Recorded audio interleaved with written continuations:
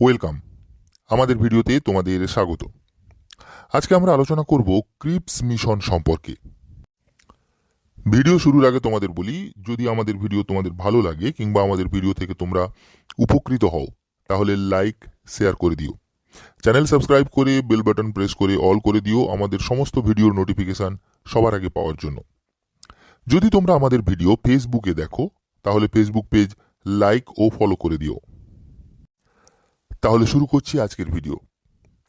দ্বিতীয় বিশ্বযুদ্ধ চলাকালীন 1941 খ্রিস্টাব্দে জার্মানির আক্রমণের চাপে মিত্রশক্তির দেশগুলি বিপর্যয়ের মুখে পড়ে।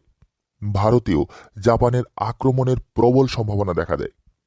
এই জটিল পরিস্থিতিতে ভারতের ব্রিটিশ সরকার ভারতবাসীর আর্থিক ও সামরিক সাহায্য প্রার্থনা করে, যদিও কংগ্রেসের বিরুদ্ধে প্রতিবাদ জানায়।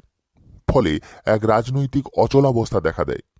এই পরিস্থিতিতে ব্রিটিশ মন্ত্রিসভার সদস্য স্ট্যাফোর্ড ক্রিপসের নেতৃত্বে ক্রিপস মিশন 1942 খ্রিস্টাব্দে ভারতে আসে ও এক প্রস্তাব পেশ করে, যা ক্রিপস প্রস্তাব নামে পরিচিত।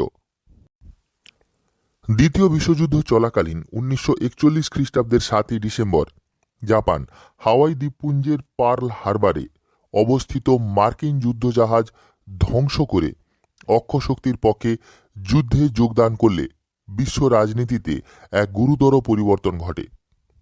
একে একে ফিলিপিন্স, ইন্দোচীন, ইন্দোনেশিয়া, মালয় ও ব্রহ্মদেশ বিধ্বস্ত করে 1942 খ্রিস্টাব্দের 8 মার্চ জাপান ভারতের নিকটে এসে হাজির হয়।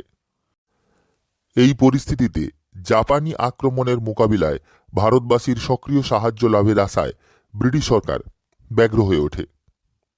মার্কিন রাষ্ট্রপতি রুজভেল্ট, ব্রিটেনের শ্রমিক দলের নেতা ক্লিমেন্ট এটলি ও অন্যান্য ব্রিটিশ রাজনীতিবিদগণ যুদ্ধে ভারতীয়দের সাহায্য নেওয়ার কথা বলেন।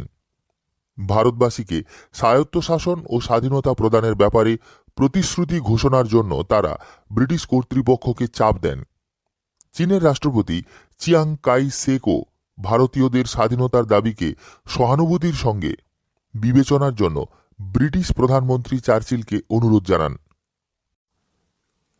দ্বিতীয় বিশ্বযুদ্ধ চলাকালীন ভারতে ব্রিটিশ বিরোধী গণবিদ্রোহ শুরু হলে শাসনতান্ত্রিক অচলাবস্থা দেখা দেয়। অপরদিকে মিত্রপক্ষভুক্ত ব্রিটিশ দ্বিতীয় বিশ্বযুদ্ধের রণাঙ্গনে তার ঔপনিবেশিক শক্তিকে ব্যবহার করার সিদ্ধান্ত নিলে ভারতের সহযোগিতার প্রয়োজনীয়তা অনুভব করে। এই লক্ষ্য নিয়েই যুদ্ধকালীন ব্রিটিশ মন্ত্রিসভার সদস্য, বিশিষ্ট সমাজসেবী ও খ্যাতনামা আইনজ্ঞ স্যার স্ট্যাফোর্ড ক্রিপস একগুচ্ছ প্রস্তাব নিয়ে ভারতে আসেন। স্ট্যাফোর্ড ক্রিপস 1942 খ্রিস্টাব্দে ভারতের বিভিন্ন স্তরের নেতৃবৃন্দের সঙ্গে এক সপ্তাহ ধরে আলোচনার পর 29 মার্চ একগুচ্ছ প্রস্তাব রাখেন, যা ক্রিপস প্রস্তাব নামে পরিচিত। এই প্রস্তাবগুলি ছিল, যুদ্ধ শেষ হওয়ার অব্যাহতির পরেই ভারতে একটি যুক্তরাষ্ট্র প্রতিষ্ঠা করা হবে। ওই যুক্তরাষ্ট্রকে ঔপনিবেশিক স্বায়ত্ত শাসনাধিকার ডোমিনিয়ন এর মর্যাদা দান করা হবে। যুদ্ধ শেষে ভারতীয় প্রতিনিধিদের নিয়ে গঠিত গণপরিষদ রচিত সংবিধান প্রবর্তন করা হবে। অবিলম্বে ভারতীয় নেতৃবৃন্দকে বড়লাটের শাসন পরিষদে অংশগ্রহণ ও আন্তর্জাতিক সম্মেলনগুলিতে প্রতিনিধি হিসেবে যোগদানের সুযোগ দেওয়া হবে। সংখ্যালঘুদের নিরাপত্তার জন্য স্বতন্ত্র সংবিধান চালু হবে। গণপরিষদ রচিত সংবিধান কোনো প্রদেশের পছন্দ না হলে সেই প্রদেশটি ভারতীয় ইউনিয়ন থেকে বেরিয়ে নতুন সংবিধান রচনা করতে পারবে।